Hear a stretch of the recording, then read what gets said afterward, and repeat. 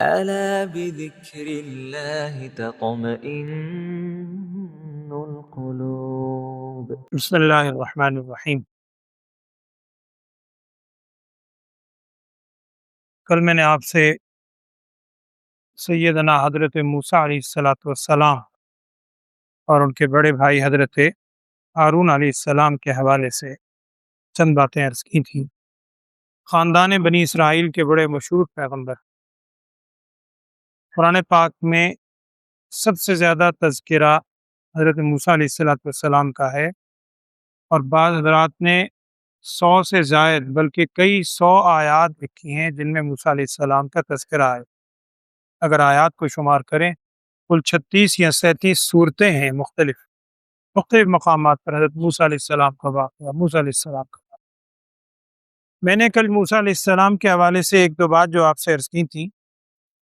ایک تو حدیث کا حوالہ دیا تھا کہ سنن نسائی کے اندر طویل حدیث ہے، حضرت سعید بن جبیر رحمۃ اللہ علیہ تابعی ہیں، انہوں نے سوال کیا تھا حضرت عبداللہ ابن عباس جو کہ ترجمان القرآن ہیں، ان سے سوال کیا تھا، اور انہوں نے پھر وہ طویل حدیث سنانی شروع کی تھی، اور جتنی آزمائش تھی قرآن کی ایک آیت کے حوالے سے پوچھا تھا کہ قرآن میں اللہ جل شانہ نے موسیٰ علیہ السلام کے بارے میں یہ بات فرمائی کہ وَفَتَنَّاكَ فُتُونًا، ہم نے آپ کو بہت سی آزمائشوں سے گزارا، آزمائشیں آئیں، تو یہ آزمائشیں کون سی تھیں؟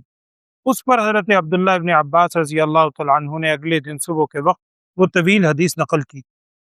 پہلی آزمائش میں نے عرض کیا تھا کہ موسیٰ علیہ السلام کے دنیا میں آنے سے پہلے ہی ان کے ذبح کرنے کے وہ فیصلے فرعون کر چکا تھا۔ اسی طرح کئی آزمائش 3-4 اب تک آئی۔ بات یہاں پہنچی تھی کہ جب موسیٰ علیہ السلام کو فرعون نے یہ کہا کہ یہ میں ان کو ختم کر دوں گا، وہ انہوں نے داڑھی کھینچی تھی، سارا واقعہ ہوا تھا، پھر وہ تشت میں چیزیں لائی گئی۔ اس کے بعد حضرت موسیٰ علیہ السلام یہیں پلے بڑے اور مزید جوانی کی عمر تک آئے۔ کچھ نوجوانی کی عمر تھی ابھی موسیٰ علیہ السلام کی، تو ایک واقعہ لکھا ہے قرآن میں بھی، اس واقعے کا ذکر ہے، سورہ قصص کے اندر واقعہ موجود۔ وہ واقعہ یہ ہے کہ موسیٰ علیہ السلام کیونکہ فرعون کے دربار میں تھے، سب جانتے تھے کہ فرعون کی اولاد ہی ایک طرح سے اولاد کی طرح پالا ہوا ہے، بڑے عزت بھی کرتے تھے، ڈرتے بھی۔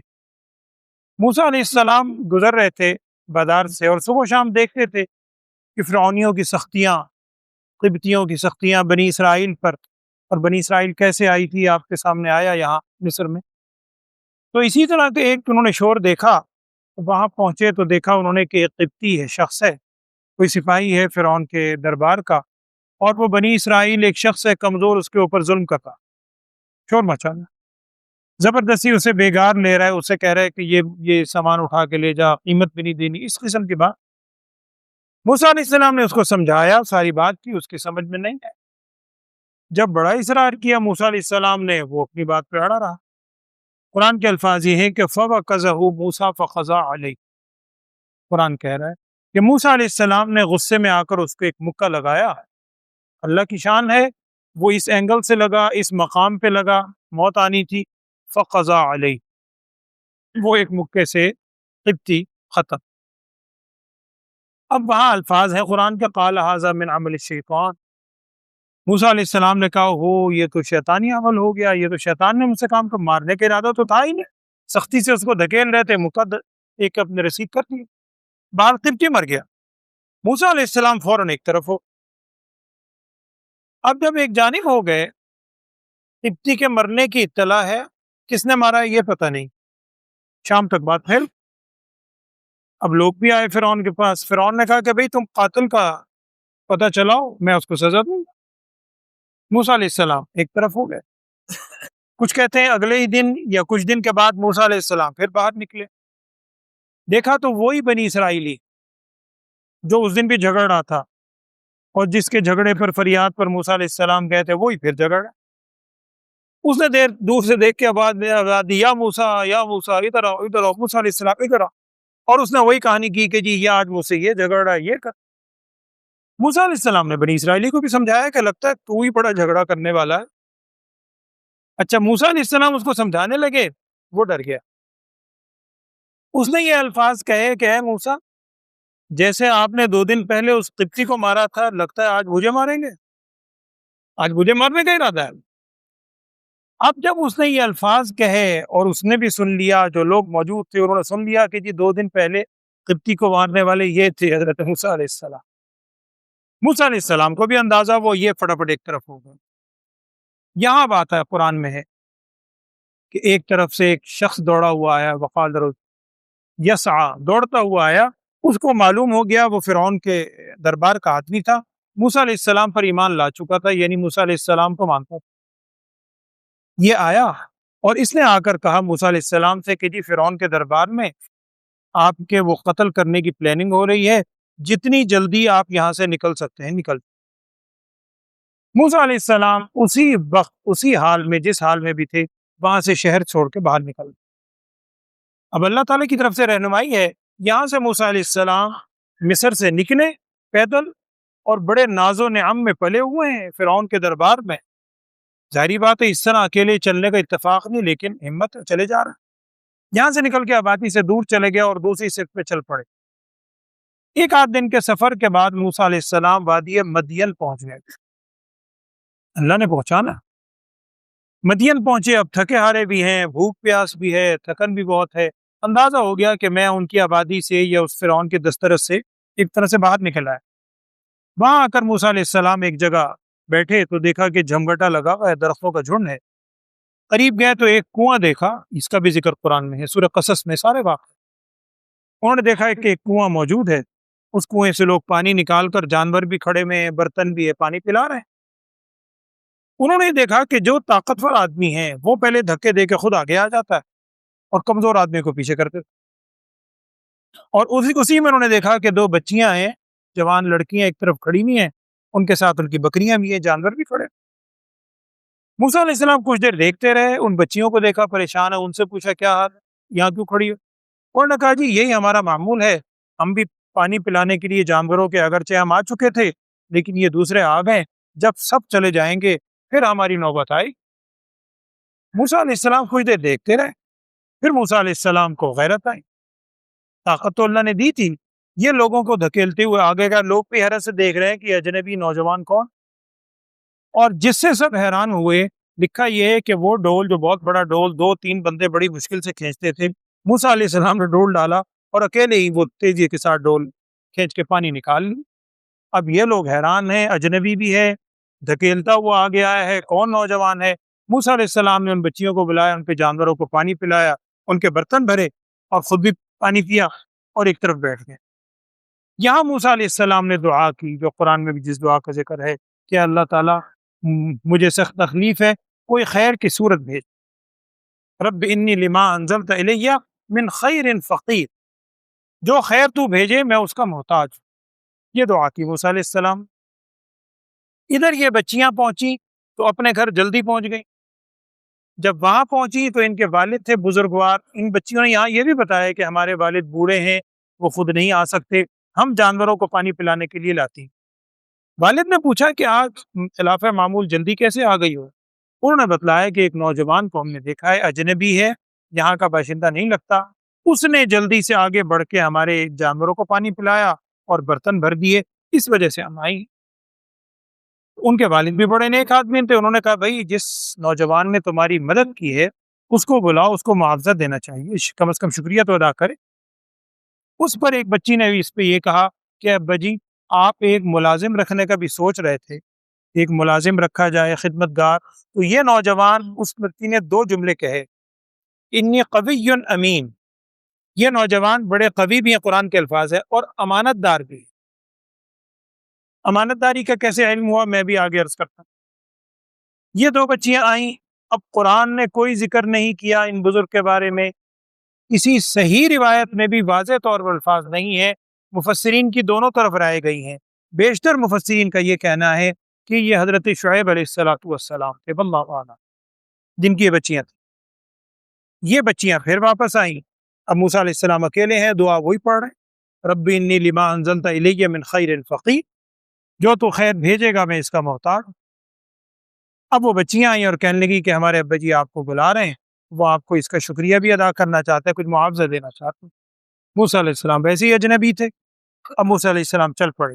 جب روانہ ہونے لگے تو ان بچیوں سے ایک بچی آئی ان میں، فقالت احداہما تمشی علی استحیاء، قرآن کہہ رہا، حیا کے ساتھ بڑی باحیا انداز میں وہ ایک بچی آئی اور موسیٰ علیہ السلام سے یہ کہا، موسیٰ علیہ السلام نے اس سے کہا کہ بھئی تم پیچھے چلو، میرے آگے نہ چل، کیونکہ ظاہری بات نامحرم ہے، نظر پڑے گی اس پہ بھی ایک بری چیز ہے، پیچھے چلو راستہ بتا دوں۔ اب وہ بچی پیچھے چل رہی ہے، راستہ بتا رہی ہے کہ یہاں سے اس طرح جانا ہے، اس طرح جانا ہے، گھر پہنچ گئے، یہاں جا کے بچی نے کہا کہ یہ قوی بھی ہیں، قوت تو دیکھ چکی تھی اور امانت دار بھی ہیں، نگاہوں کی بہت حفاظت کرتے ہیں، بہت ادب آداب والے ہیں، یہ بچی نے کہا۔ اب ان بزرگ نے، اگر شعیب علیہ السلام تھے تو انہوں نے پوچھا، موسیٰ علیہ السلام نے سچا واقعہ بیان کر دیا کہ اس طرح میں فرعون کے دربار میں یہ میرے ساتھ واقعات پیش ہوئے، ایسے میں نکلا اور ان حال تک پہنچا ہوں۔ ان بزرگ نے ان کو تسلی دی کہ آپ بے فکر رہیے، اب فرعون کی جہاں تک حکومت ہے، اس کی جہاں حکومت چلتی، اس سے آپ باہر نکل آئے ہیں، یہ وادی مدین ہے، یہاں اس کی حکومت نہیں چلتی، یہاں آپ کو کچھ نہیں ہو سکتا۔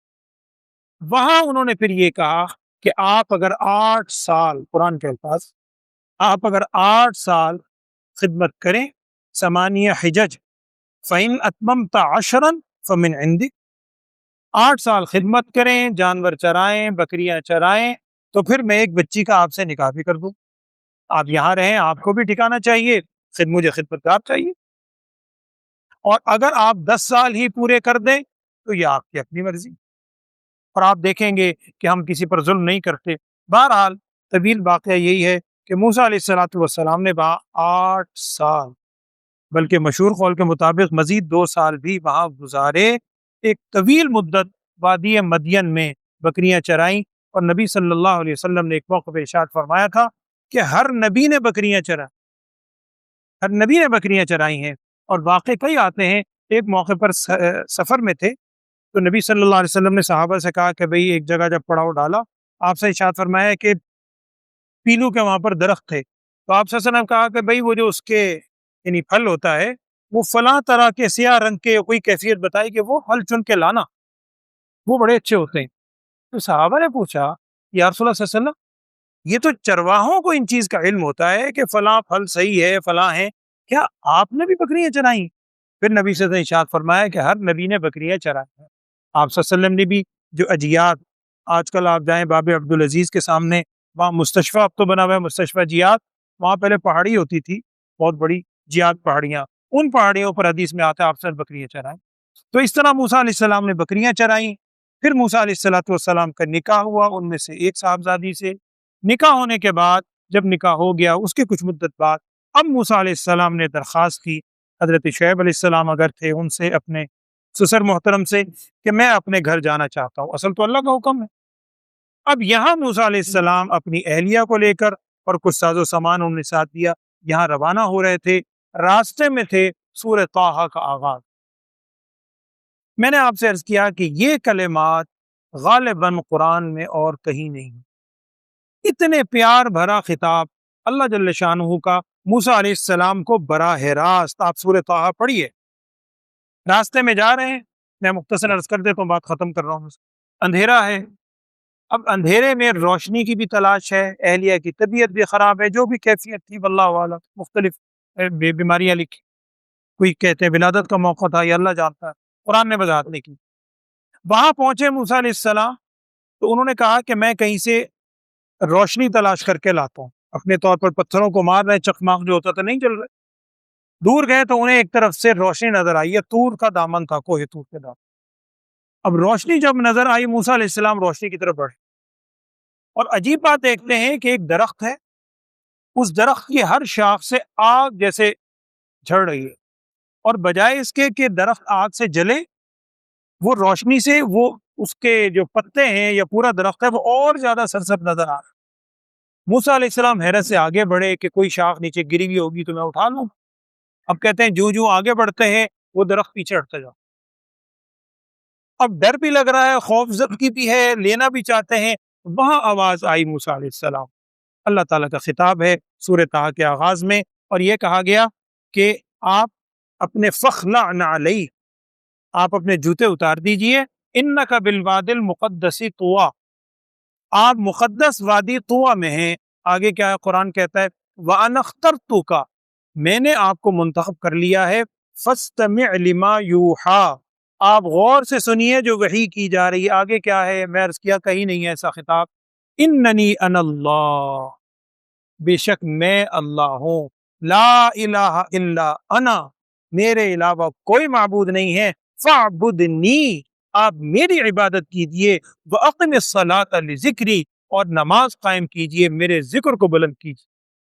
اب یہ براہ راست خطاب موسیٰ علیہ السلام کو، کیا کیفیت ہوگی؟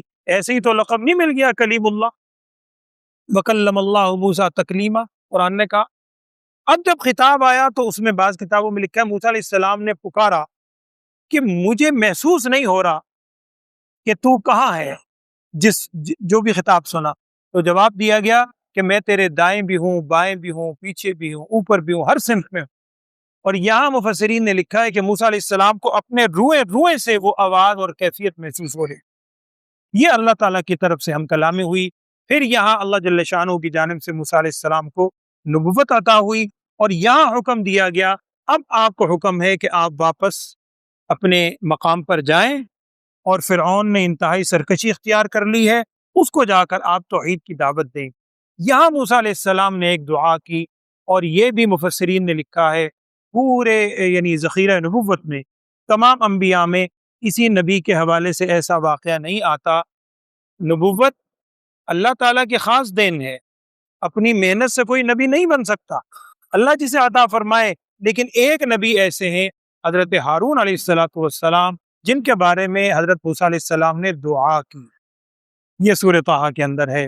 جب موسیٰ علیہ السلام نے کہا، پھر موسیٰ علیہ السلام سے پوچھا، یہ وہی سارا خطاب ہے، میں صرف اشارہ کر رہا ہوں آخری منٹ میں، آپ سورہ طٰہٰ میں پڑھیے۔ اللہ تعالیٰ نے پوچھا تھا موسیٰ علیہ السلام آپ کے دائیں ہاتھ میں کیا ہے؟ اب وہاں موسیٰ علیہ السلام نے کہا قال ہی عصای، عصا ہے، آگے پھر بات چیت کرنا چاہیے۔ یہاں مفسرین نے یہ لکھا ہے چونکہ لذت آ رہی تھی، اتوکأ علیہا واہش بہا علی غنمی ولی فیہا مآرب اخری، میں اس پہ تکیہ بھی لگاتا ہوں، اسے پتے بھی جھاڑتا ہوں، اور اگر اجازت ہو تو کچھ اور بتاؤں آپ کو، ولی فیہا مآرب اخری، کچھ اور کام بھی ہیں۔ اب اللہ تعالیٰ کی طرف سے خطاب ہوا ہے موسیٰ اس عصا کو پھینک دے۔ موسیٰ علیہ السلام نے عصا پھینکا، وہ بہت بڑا اژدہا بن۔ فطری بات ہے، انسان ہے، جب ڈر کے ہٹنے لگے اللہ نے فرمایا لا تخف، گھبرائے نہیں، سنعیدها سیرۃ الاولی، یہ دوبارہ اپنی اصلی حالت پہ آئے گا، ہاتھ دوبارہ آگے کریں، عصا ہاتھ میں آ گیا۔ پھر کہا تھا کہ آپ اپنے بازو میں ہاتھ ڈالیں، بغل میں، وہ نکالیں تو ہاتھ چمکتا ہوا آیا۔ یہ دو معجزے عطا کیے گئے اللہ تعالیٰ کی طرف سے اس براہ راست موسیٰ علیہ السلام کو۔ پھر حکم ہوا کہ آپ گھر جائیے اور وہاں جا کر فرعون سے بات کی رہیں۔ اب موسیٰ علیہ السلام نے وہ دعا کی، رب اشرح لی صدری ویسر لی امری واحلل عقدۃ من لسانی یفقہوا قولی، اتنا نہیں، واجعلنی وزیرا من اہلی۔